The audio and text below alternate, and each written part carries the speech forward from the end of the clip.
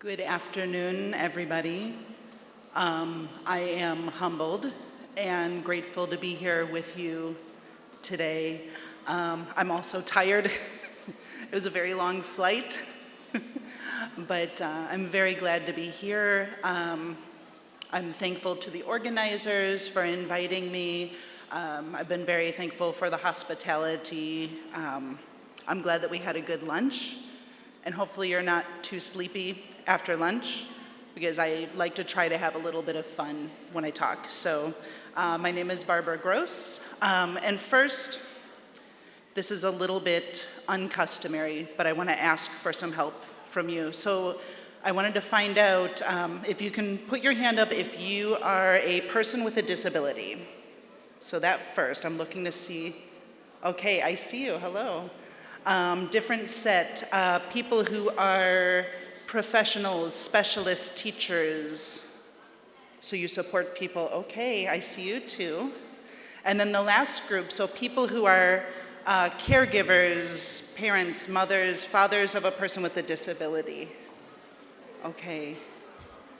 I'm in all three of those groups. So like I said, I am a board certified behavior analyst, or a BCBA. I'm also a certified sexuality educator, and the organization is the American Association of Sexuality Educators, Counselors, and Therapists. In addition, I am a person with a disability. I was, when I provided these slides to the organizers, I did not know this for sure, but I am an autistic person also, and most importantly to me, I'm also a parent. I'm the parent of an 18-year-old man who is autistic as well. So when I provide information, it's coming with all of that knowledge and all of those identities together. It starts out with the word sexuality, so I can go here to the very next slide, and the word is disclaimer. So I wanted to start out by saying the topic is about body safety and boundaries, but then it had that word sexuality. And that is sometimes an uncomfortable topic. I'm not here to talk about all of the things about sex. Sexuality is a really big topic. There are a lot of things that are included in all of that. And if you have very small children, this can seem maybe uncomfortable and sometimes a little bit scary to think about, for sure. But there are things that we'll talk about in the next however long we have that I hope are going to be helpful for everyone here in some way. So that is that start, got that out of the way. There will be nothing too specific, but we will be uncomfortable together.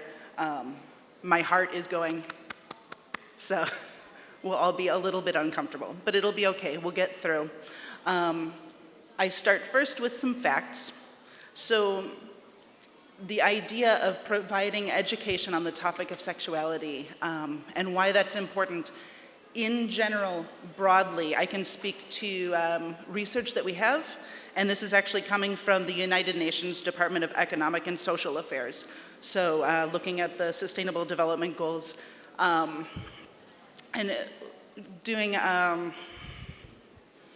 effectively looking at a variety of studies around sexuality education and what happens when young people without disabilities specifically, and I'll explain why that's important, what happens when people receive sexuality education. And what we know is that for people who would be having intimate relationships, sexual relationships, that they are less likely to do this early, so while they're still young, that they will be using less risky behaviors, so prevention of sexually transmitted infection, prevention of unplanned or unexpected pregnancy.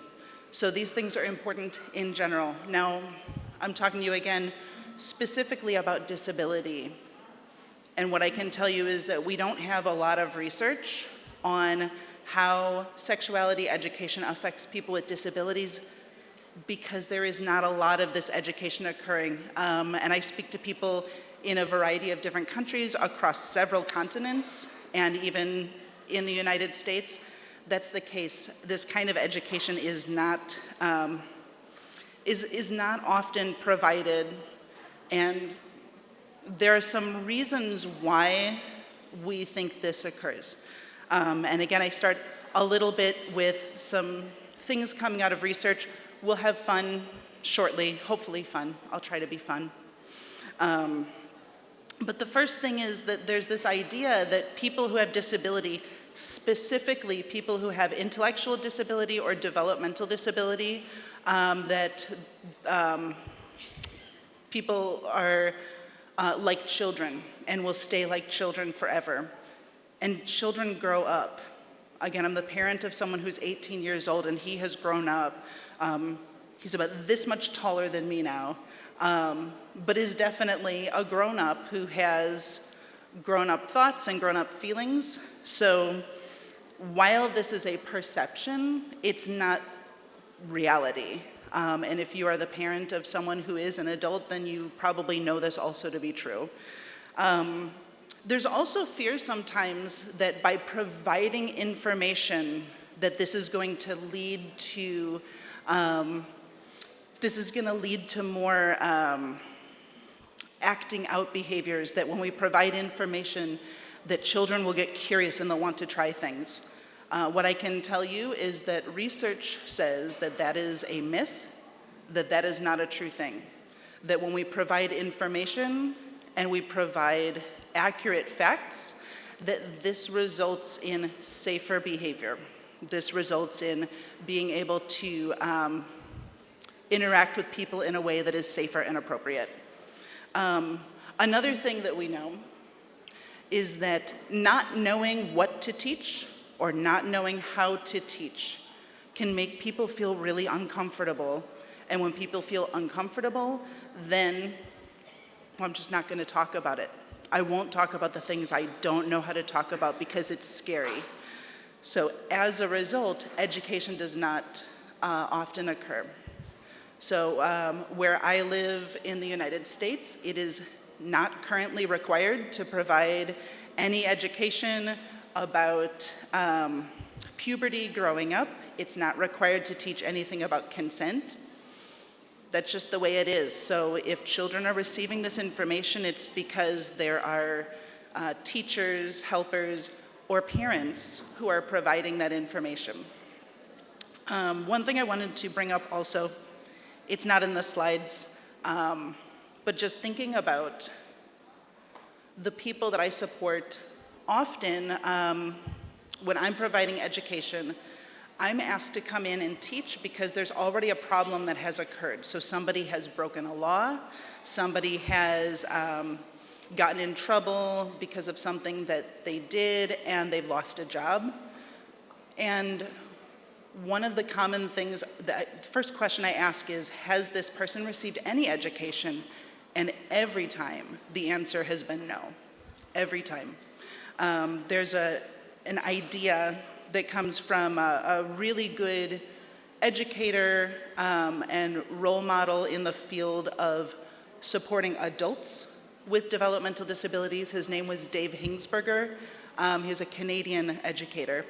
And he developed an idea called counterfeit deviancy. And the idea is that deviant behaviors or pathological behaviors or sexual paraphilia, that sometimes this was being diagnosed for people with developmental disabilities, and the reason it is being diagnosed is because without having correct education, without having opportunities to use safe behaviors in appropriate settings, without having those chances to be able to do the right things, there's no other choice but to do the wrong thing. There's no opportunity to do things in a correct or safe or appropriate way. So because of that, I feel very passionate about making sure that there is education available. And because I'm a behavior analyst, the first step to that is absolutely to change the environment. That's what behavior analysts do, is we look for ways to see what is happening and why it's happening, And oftentimes the first step is to be looking at the environment and making changes that way. And then a little bit more bad news, and then we'll be finished with the bad news. We will be finished with the bad news in just a minute. So again, coming back to research, over and over and over, caregivers, parents say that they're not comfortable talking about this for a few reasons. Sometimes it's uncomfortable because of those myths that we just talked about, that my child is a child, even if they're 30 years old. Sometimes it's not knowing how to explain things in a way that is going to make sense. Sometimes it's because of some people that I meet with, in their culture it's forbidden. So a mother is not allowed to talk to your son. Sure, right? And that makes sense. And that means still we need to find a way to have that education because of those important things. That's enough on that piece. Another thing that I know is that the education that is available for people with disabilities is usually available just for adults. So if you are the parent of a smaller child, there's probably not something that's already available for you.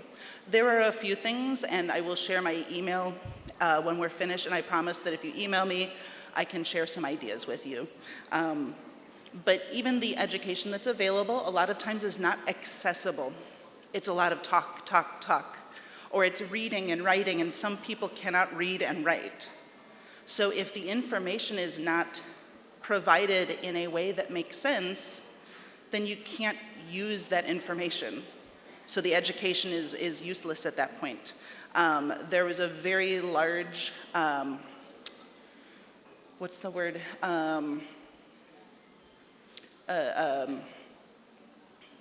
meta-analysis of all of the different types of education that were available.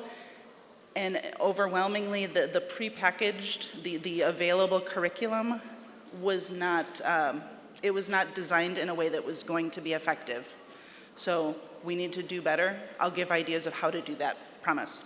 As a result of all of this, this can result in increased risk.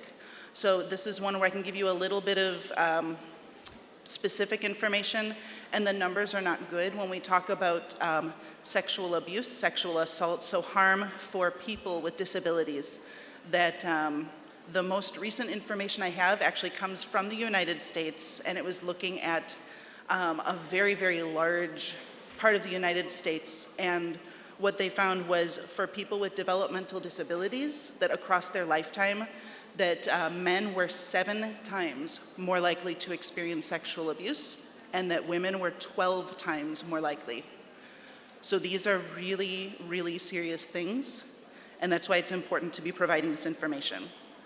And then it also, on top of that, that's the scary stuff that I don't like to think about, but there's also the piece of I want my child, I want the people that I support to have good relationships. I want them to have friendships. I want them, if they want to, I want them to experience romantic relationships. And without education, it's so much harder. Communication is hard. And you heard about that before lunch. Communication is hard. And now we're talking about topics that are even more complex and uncomfortable. So providing education will make it easier for people to be able to have relationships, and have relationships that are successful, and have relationships that are appropriate and safe. So one more note on that. Without having access to education that is accurate, that is accessible, that is developmentally and age appropriate, one thing I experience a lot as an educator is that people I meet with go onto the internet to find information. And there's not a lot of good stuff on the internet. So we need to provide it. So next I move into what can we do? This is not something I created. I mentioned the name Dave Hingsberger before, and this is an old idea. So 1990, I was alive, but my child was not alive. So this comes from his life's work. It also comes from an older book, so 1990, but he continued to speak on this and practice this model throughout his life. It's a model that I have adopted in my practice as well, and it's called the Ring of Safety. And this is actually a way to think about abuse prevention. And what I've found as I practice is that this is also a way to be able to ensure that information and education and opportunities are leading to most positive outcomes related to relationships. So the next slides that I have are going to go around not all of these pieces, but some of the pieces, and some of the pieces that hopefully I'll be able to give some examples of how you can use these things, whether you are a parent, a specialist, a teacher, very small children, very tall children, but things that you will be able to do to be able to teach your children so that they can stay safe, so they can have good opportunities. So we'll move into some of these, but first I'll take a drink. Okay, on the last slide, I'll go back and show. The circle has a variety of different things, so sex education at the top, privacy awareness, it's one of my favorite things to talk about. I'll talk about this very much. The ability to non-comply, which means the ability to say no. Having someone who listens, which basically means having someone in your life that you trust, that you can go to and talk to about things. Having an understanding of personal rights, so that means knowing which things are correct, incorrect, which things should be happening and should not be happening for you. And then having a healthy concept of self or good self-esteem. We're not going to talk about all.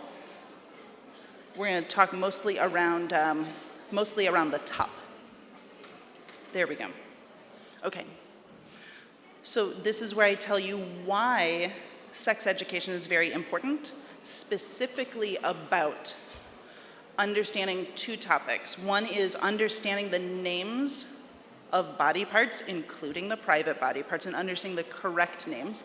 And the second thing is understanding about puberty and growing up and going from being a child to an adult. So what we know is that understanding the names of private body parts is a way to prevent abuse.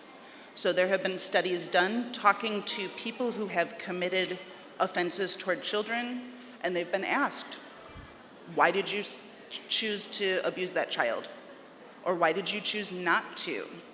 And the answers that come back have been around the idea that, well, this child was able to show that they knew the names of their body parts, and that meant someone talked to them about sexuality, and that meant that they were more likely to tell, so that child was able to be safe.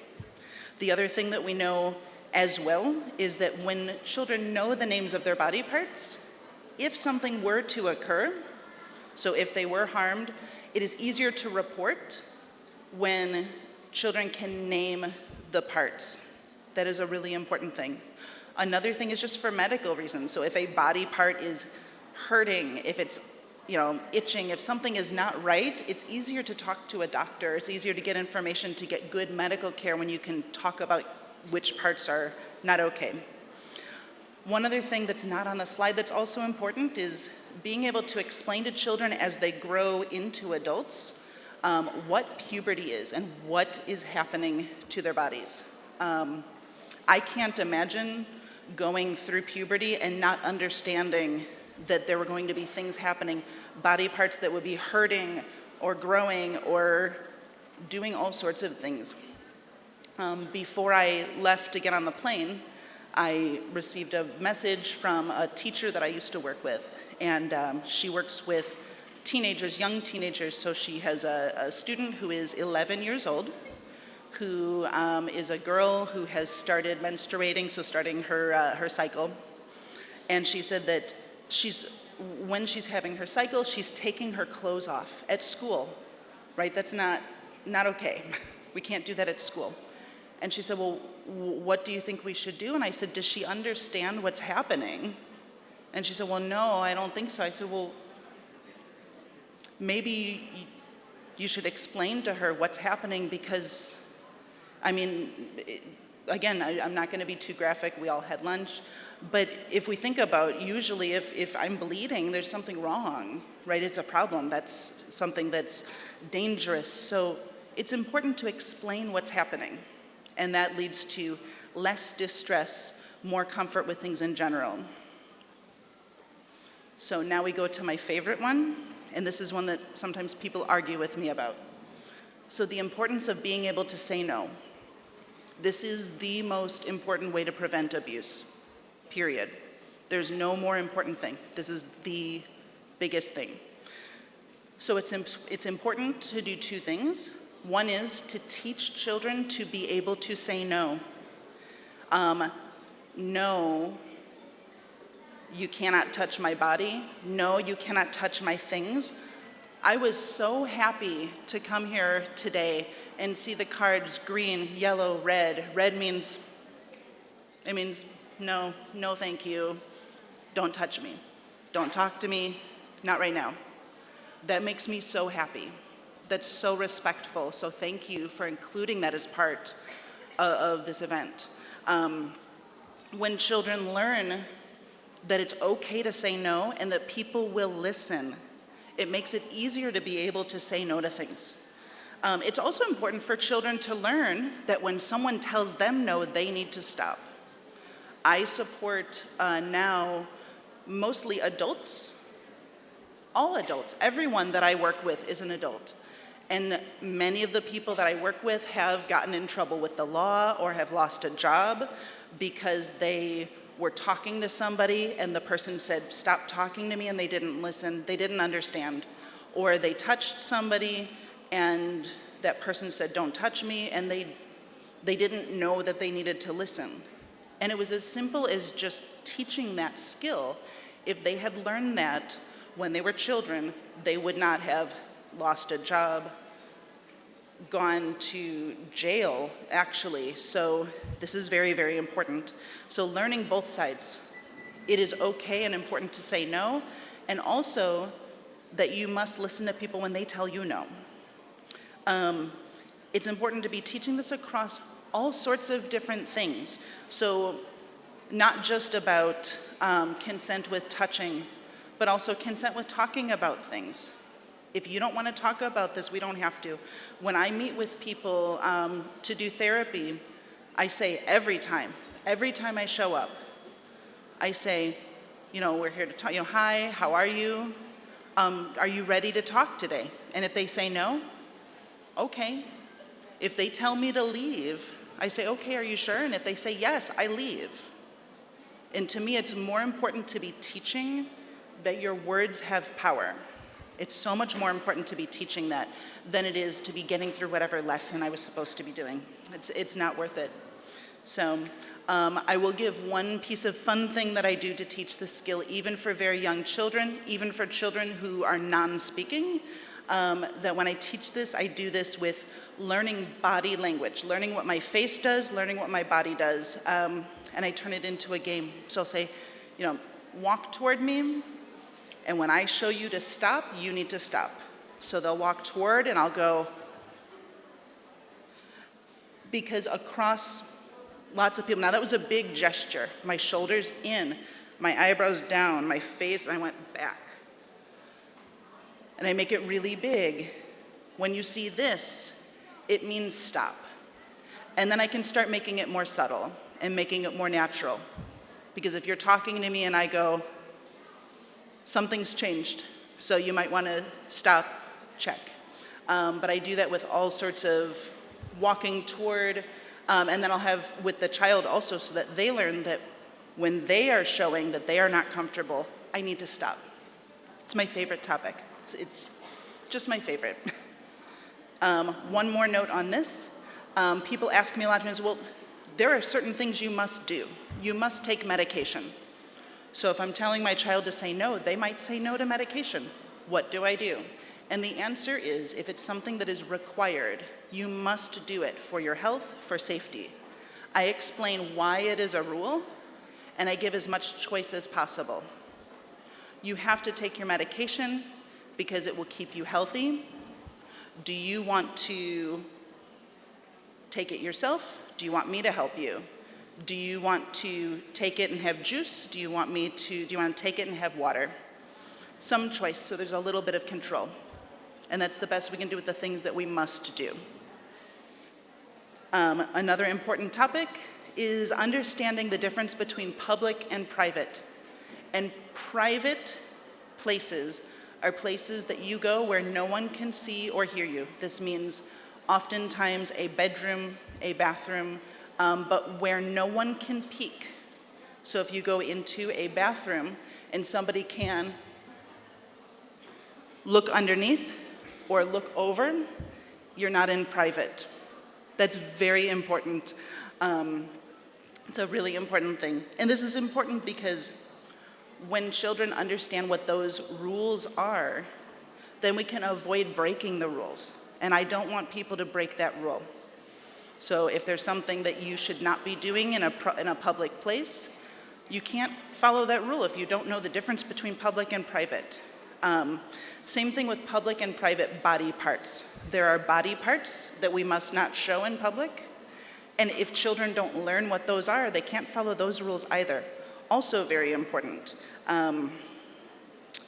This is another one that I teach very often, and usually when someone has committed some crime, I ask if they've learned this, and the answer is often no.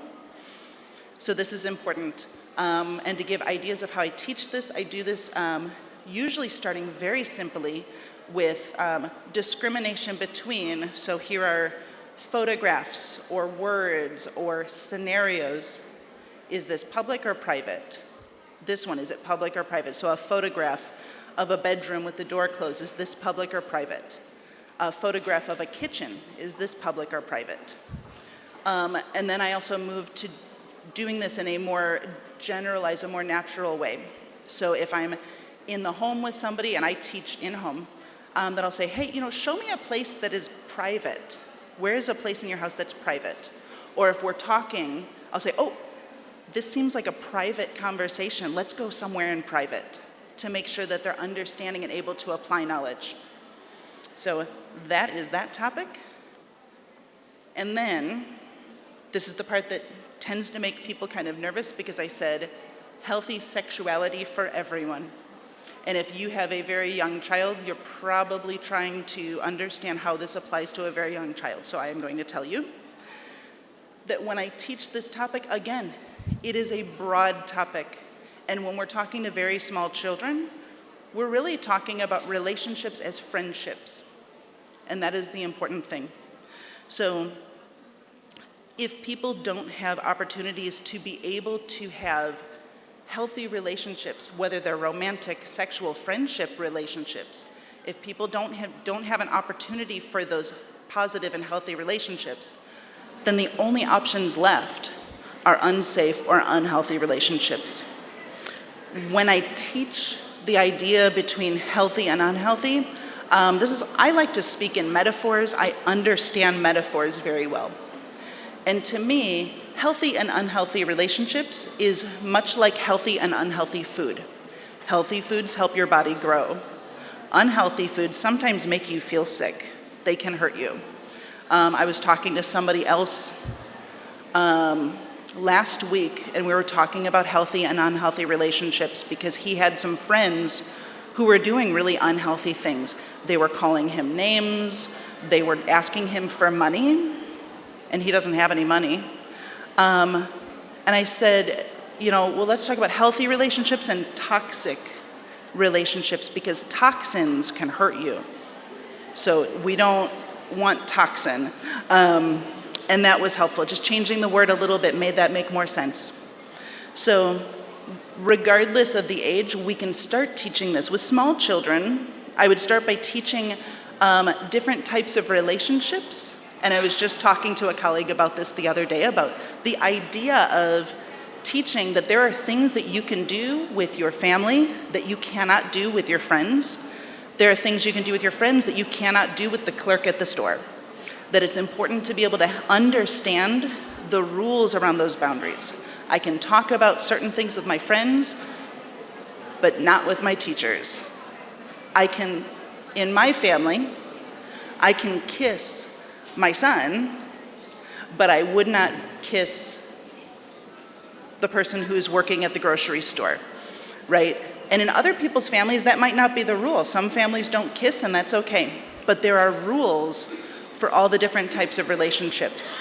And I can't tell you what's right for your family, because that's determined by your family, by your culture, by your faith, by your values. So it's not up to me to tell you what's right, but it's up to each family to decide and then to teach that to their children so that children understand the difference across relationships.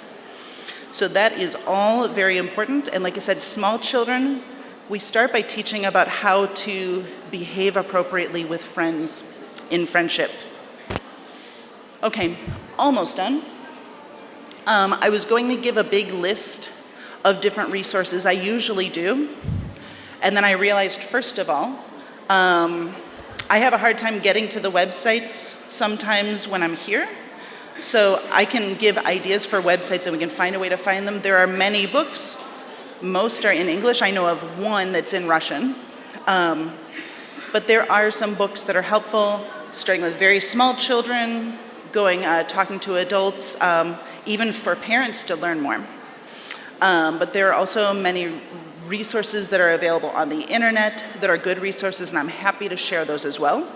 There are two that are useful, I think, that I'm associated with. One is a group that's called the Sexual Behavior Research and Practice Special Interest Group. I'll say it one more time, that was many words.